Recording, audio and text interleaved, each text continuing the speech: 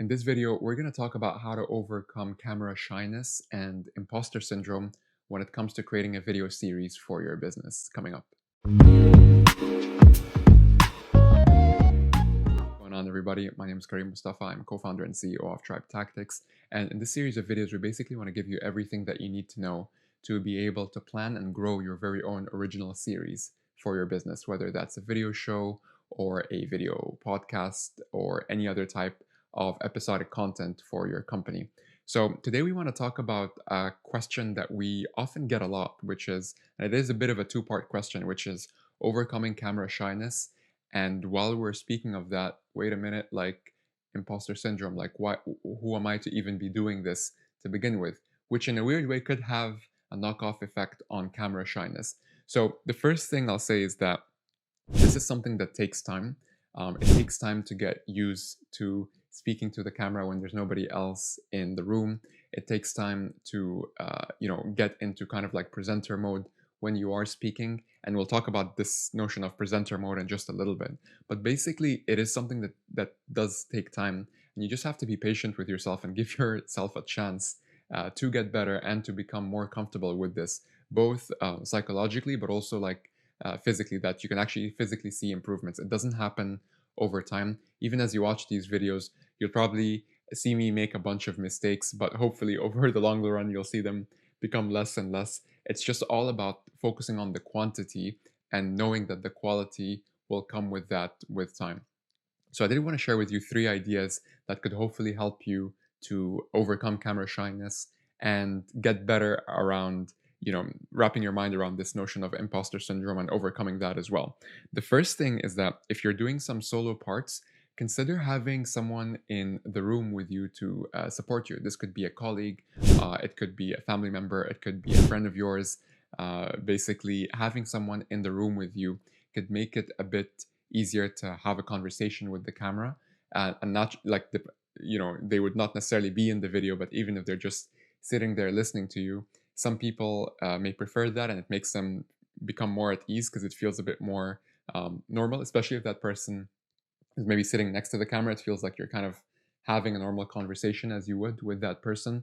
Some other people are like, no, I want to be by myself. I don't want anyone to be there. So take from this what you may. But this is something that we've seen help others before, where when they're supposed to record video parts by themselves, and they feel a bit nervous or camera shy, it might help to make it a bit more natural, a bit more normal to actually have somebody in the room. The second thing is, and we were talking about presenter mode earlier, is to actually speak like you would normally speak, which is another reason for having somebody in the room, or at least to just mentally remind yourself that, hey, like, for this to be as quote unquote perfect as possible, I just need to be myself, and I just need to focus on how I would normally speak and not necessarily change anything from the way that I would do things. This definitely helps to take the edge off, and it helps to make it feel less like you're on stage giving a talk and more like just having general conversation, kind of like what I try to do with these videos. Like I try and make it feel like we're in the same room pretty much, and this is my communication style. And it's only because all of my favorite shows have a similar communication style where they are not necessarily presenting or doing like a royal presentation, like they're just having a normal conversation. So definitely keep that in mind as well. And then the third point is to actually focus on what you know best. Don't throw yourself on purpose in the deep end. Don't think that you need to figure out like really impressive topics or really complex concepts, or to be something that we're not, just to impress some proverbial person on the other side that we don't even know yet. you know Keep in mind that people want to see and learn from your specific experiences. In the context of having video podcast conversations or interview conversations, keep in mind as well that you don't necessarily have to, put a front or like ask questions that you wouldn't normally ask, or things that are too complex even for yourself. Stick to what you know, because you'll find that there is a sense of ease and natural sort of flow that comes with that. An example of that, and I was trying to think of an example before recording this video. An example of that is, imagine someone gave you a task to give a talk around your favorite restaurants in your specific neighborhood. Now, let's assume that you do, love eating in different restaurants and you know the area pretty well. this is a topic that you practically don't even need to prepare for. In 10 seconds, you can probably already come up with a good few ideas and you can have that conversation flowing.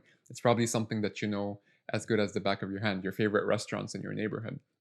And that's exactly, the level of comfortability that you should aim to have with any topic that you talk about.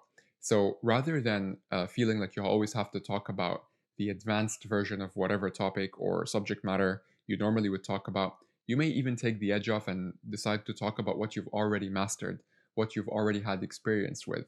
So these they may or may not lend themselves to more beginner style topics, where you're actually giving people an introduction to some of these topics, right?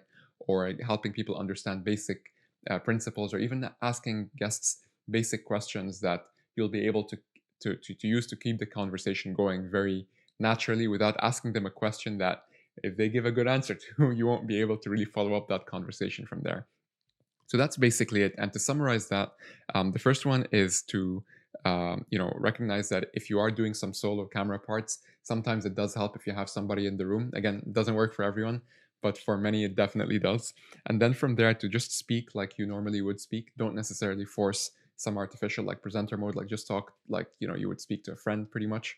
And then from there as well, last but not least, is to focus on what you know best and set yourself up for success. Do not throw yourself in the deep end on purpose. When you combine all these things together, hopefully that's going to help you overcome imposter syndrome, which will simultaneously also help you to overcome camera shyness with time. So please let me know what else you would add to that list so that our community can benefit from your insights. And let us know if you have any questions in the comments below wherever you're watching this. And if you are, of course, enjoying these videos, please do consider subscribing, and I'll see you in the next one.